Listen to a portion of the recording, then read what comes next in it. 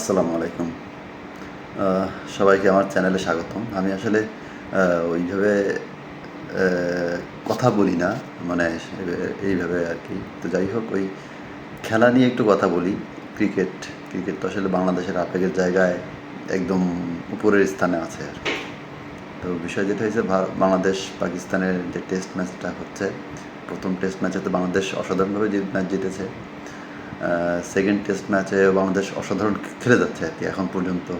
বাংলাদেশ মানে কি বলে ডমিনেটলি আরকি খেলাটা খেলে যাচ্ছে। তো এর পিছনে কিন্তু মূল অবদান কিন্তু অবশ্যই লিটন কুমার দাস ওনাকে দিতেই হবে।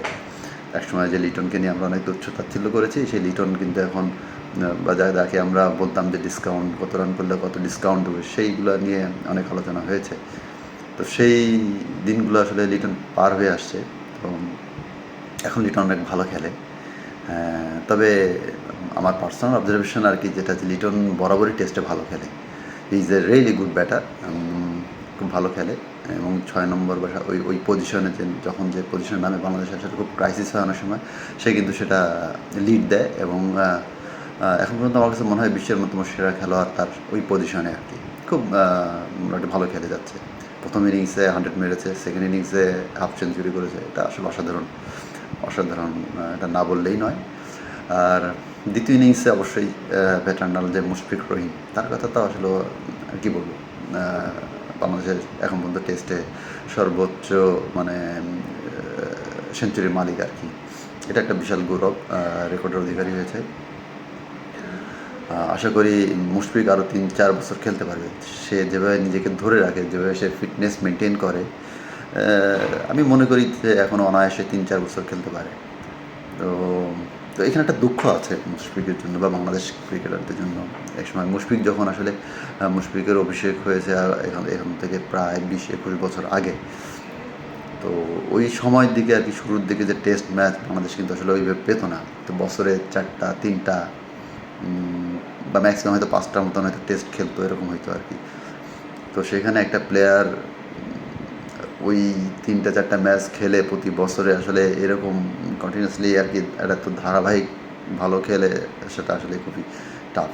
খেলার ভিতরে না থাকলে আসলে তো খুব বেশি ভালো কিছু করা যায় না। তারপরেও আমাদের মতন দেশ থেকে মুশফিক, তামিম বা সাকিব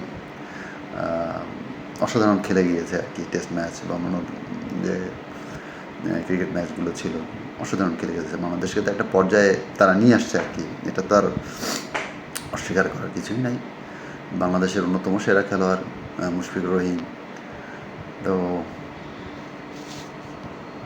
তো যেটা আসলে বলছিলাম যে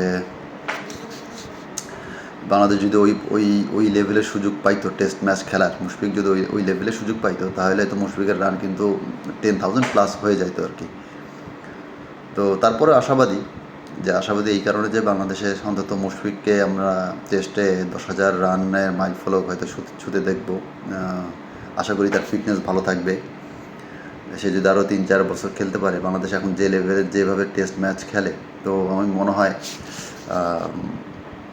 আশা করা যায় আরকি যে বাংলাদেশের প্রথম ব্যাটসম্যান হিসেবে সে ১০,০০০ রানের মাইলফলক অর্জন করতে পারবে।